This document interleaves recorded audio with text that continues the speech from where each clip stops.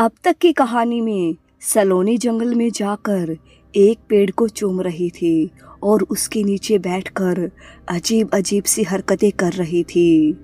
इधर किशोर जी ने जब पुजारी के पास फ़ोन किया तो उन्होंने बताया कि चेतन के गले में लॉकेट नहीं है जो पुजारी जी ने उन्हें दिया था। अब कहानी आगे।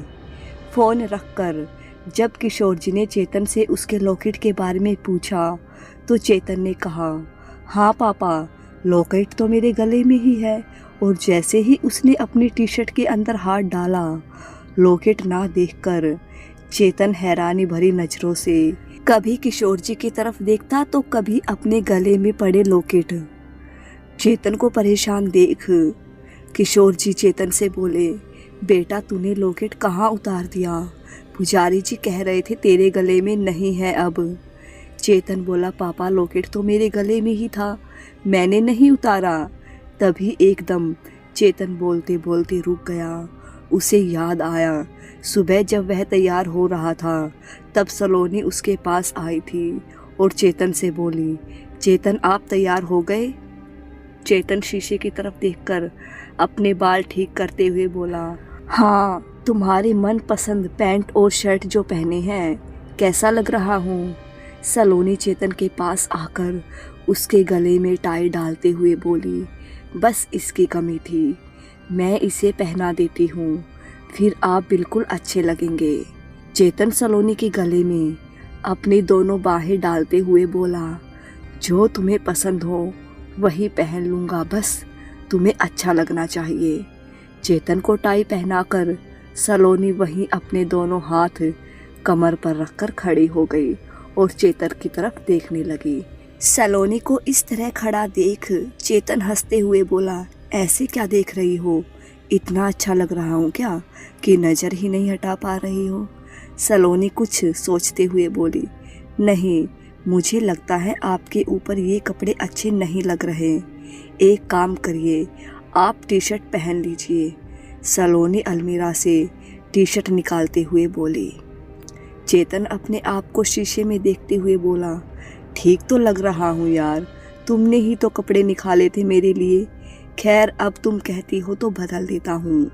चेतन जैसे ही अपने गले से टाई निकालने को हुआ, सलोनी जल्दी से चेतन के पास आई और उसके गले से टाई निकालने लगी।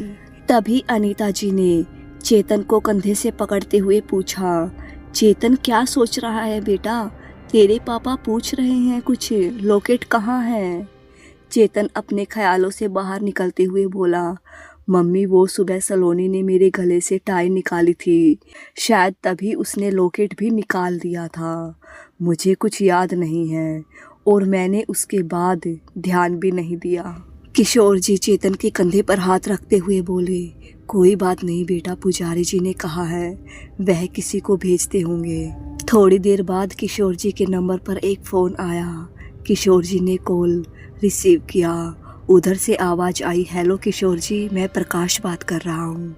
पुजारी जी ने मुझे भेजा है, आप कहाँ हैं मुझे बता सकते हैं? किशोर जी बोले, अरे प्रकाश जी, आप वहीं सड़क पर इंतज़ार करिए, मैं आपको लेने आता हूँ।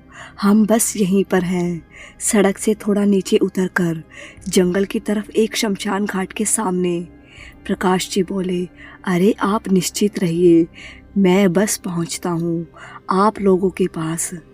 इतना कहकर प्रकाश जी ने फ़ोन कट कर दिया। थोड़ी देर में जैसे ही प्रकाश जी किशोर जी के पास पहुंचे और उन्हें बताया कि पुजारी जी ने भेजा है, उनको देखते ही अनीता जी और छवि ज़ोर ज़ोर से रो पड़ी। अनीता जी उनके सामने हाथ जोड़ते हुए बोली, भाई साहब, हम आपके आगे हाथ जोड़ते हैं, हमारी बहू को बचा लीजिए। देखिए ना वह कैसी हरकतें कर रही है और हम यहाँ ऐसी अंधेरी रात में इस जंगल में अटके हुए पड़े हैं। कुछ कीजिए भाई साहब, कुछ कीजिए। प्रकाश जी उनको हिम्मत देते हुए बोले, अरे बहन जी, आप बिल्कुल फिक्र मत कीजिए, मैं आ गया हूँ ना, मैं कुछ करता हूँ। पहले यह बताइए कि आपकी बहू है कहाँ?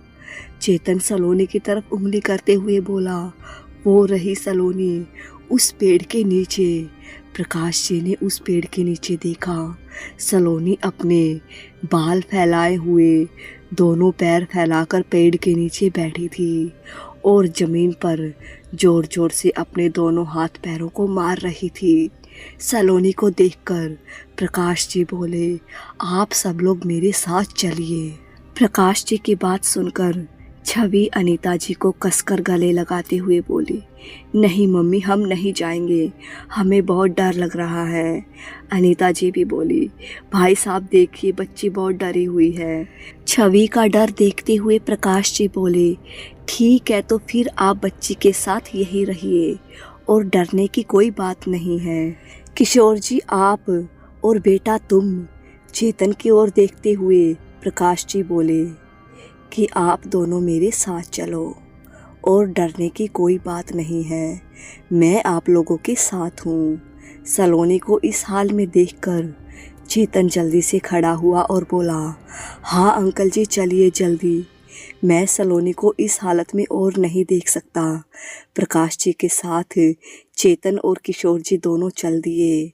प्रकाश जी को अपनी तरफ आता देख सलोनी जोर जोर से हंसते हुए बोली, आजा आजा आजा, तेरी ही गलती थी, मैं सोच ही रहा था अभी तक कोई आया क्यों नहीं, तेरी दोस्त तुझे यहाँ खींच लाई है, आजा आजा। सलोनी के मुंह से ऐसी बातें सुनकर चेतन और किशोर जी दोनों ही डर गए।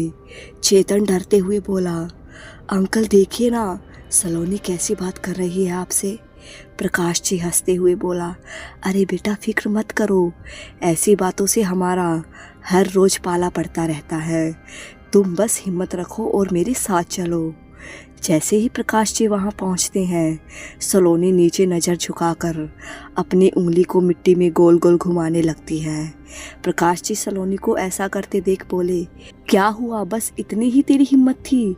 अभी तो तू बहुत बड़ी बड़ी बातें बना रहा था, अब क्या हुआ? अब मेरे आते ही बच्चों की तरह खेलने लगा?